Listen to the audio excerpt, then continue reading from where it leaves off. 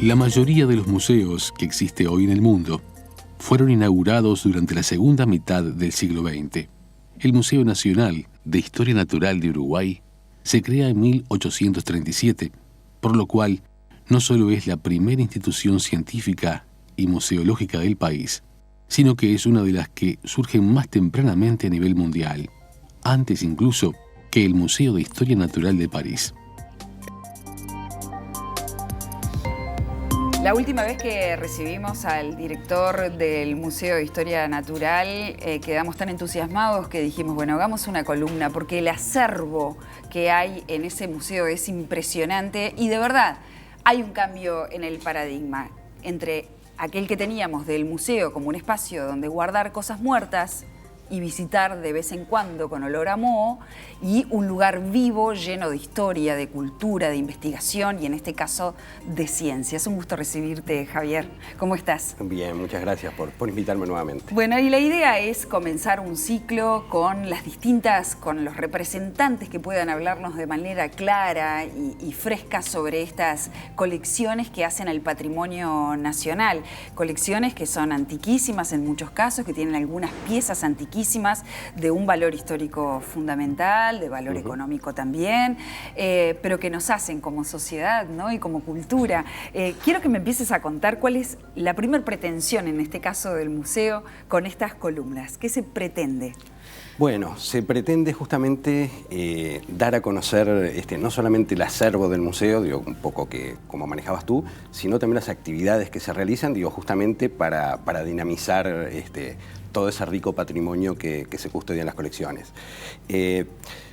Una pequeña introducción que me parece que es un marco adecuado para entender justamente la importancia de las actividades del museo y demás. Es decir, que el accionar de los museos se basan en tres pilares fundamentales. Una es la conservación, otra la investigación, otra la educación. Esos tres pilares fundamentales, la conservación, por ejemplo, justamente de las colecciones que hablábamos, de la biblioteca, que son patrimonio nacional de todos, ¿no? Y patrimonio de la humanidad en muchos casos, cuando hablamos de las colecciones científicas y sus ejemplares tipo.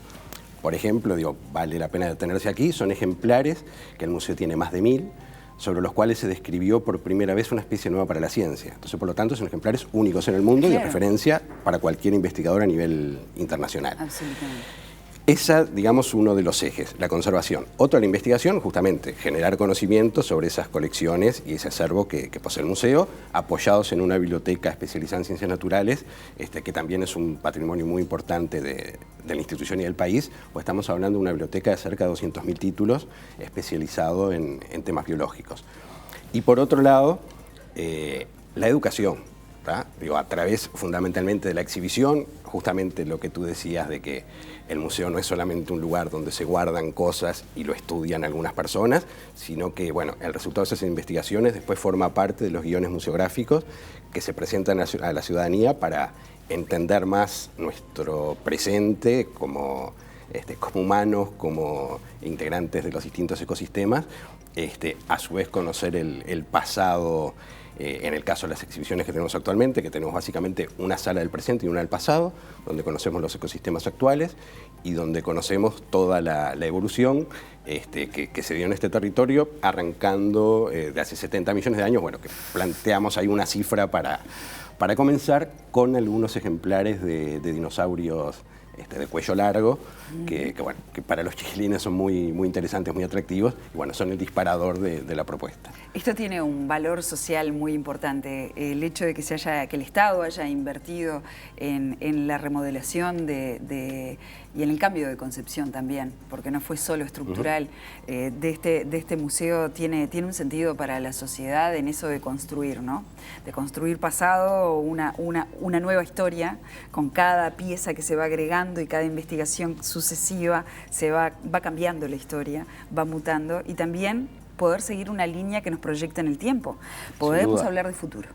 Totalmente. Desde un museo que tiene piezas antiquísimas. Totalmente. Y aparte, justamente en línea con esto, el objetivo justamente de lo que se intenta transmitir y lo que se debe transmitir del museo es conocer brindar herramientas para conocer tanto nuestro pasado como nuestro presente.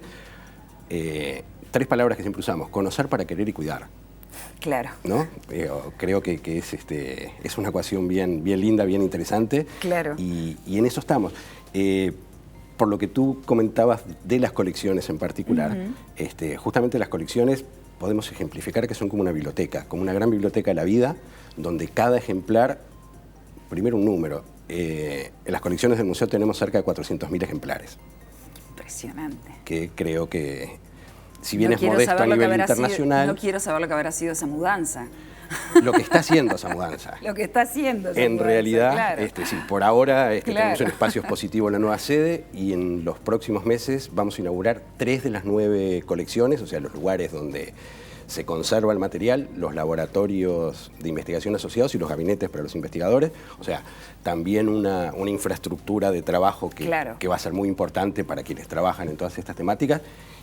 Y lo que decía, en esa sinergia que se da entre conservación, educación e investigación, generar buenos guiones expositivos para que, bueno, todo el público pueda disfrutar del museo. Bueno, de hecho, hace muy poquito nada más venías acá justamente a presentar este ciclo de charlas, que es una manera también de devolver a la sociedad los resultados de la investigación, los resultados del cuidado y la preservación de estas colecciones, el ordenamiento. Me imagino que hay todo un submundo, un ecosistema de trabajo interdisciplinario complicadísimo ahí, pero que resulta en algo positivo para la sociedad y que ustedes saben decodificar muy bien y que saben llegar. Hablemos de las colecciones, presentemos las colecciones que van a venir después representantes de cada una de ellas a poder explicarnos en qué consisten. Pero botánica, paleontología, zoología, sé que en botánica cuentan con un herbario de aproximadamente 80.000 plantas. Es así, el herbario cuenta con ese número de ejemplares que decías tú. Importante destacar lo que comentabas un rato, que también muchos de esos ejemplares son ejemplares tipos, varios cientos, o sea que son de referencia mundial. Y en el caso botánica en particular es la colección donde tenemos los materiales más antiguos del museo en cuanto a muestras biológicas, ¿no? Tenemos ejemplares colectados por un naturalista francés en 1836-37, o sea, la fecha que se fundó el museo. Sí, el museo tiene 183 años, eso. Lamentablemente en otras colecciones el museo estuvo, digamos, su fundación fue propiciada por una comisión que le integraban varios naturalistas de la época, entre ellos Larrañaga. Sí. Lamentablemente ninguno de esos materiales se conserva, porque bueno, el museo ha tenido un derrotero complicado en el siglo XIX y XX con sucesivas mudanzas. Y bueno, no contamos en otras colecciones con materiales tan antiguos, sí de fines del siglo XIX. Pero en el caso botánico en particular tenemos esos ejemplares y bueno, ya los contará la investigadora que va a venir a hablar de botánica, pero anecdóticamente tenemos ejemplares que más allá del valor científico, el valor anecdótico e histórico, colectados por Horacio Quiroga, por ejemplo. ¡Qué fantástico! Que los depositó en el Museo de Historia Natural. Bueno, y después paleontología, por ejemplo, que es una de las áreas que a mí me resulta más atractiva y que deduzco que es un plato fuerte dentro de Sin duda. del bueno, museo, comentábamos hoy que un poco el disparador de la muestra, digamos, que habla de nuestro pasado, bueno, es un dinosaurio. Claro. Y bueno, y después todo también el tema relacionado con la megafauna es algo que sobre todo a los más chicos les entusiasma muchísimo. Vertebrados fósiles del Mesozoico y del Cenozoico de nuestro país. Bueno, muy bien. Exactamente. Colectados por Teodoro Vilar de Bo y por Bernardo Berro en 1837. 37. Bueno, eso es un poco lo que comentaba recién. Lamentablemente esos materiales no se conservan en el museo, porque bueno, en esas sucesivas mudanzas, sobre todo el siglo XIX, se perdieron. Pero sí dieron puntapié a esa Fue el colección. puntapié. Es más, la primera apertura expositiva que tuvo el museo seguramente contaba con muchos de estos materiales en su exposición. Y después zoología. Bueno, zoología, digamos, es el área más amplia porque está subdividida de acuerdo al grupo zoológico de los animales que la integran. Entonces tenemos colecciones, en ese sentido, colecciones de mamíferos, de aves, de anfibios y reptiles, de peces. Arácnidos. De arácnidos, exacto.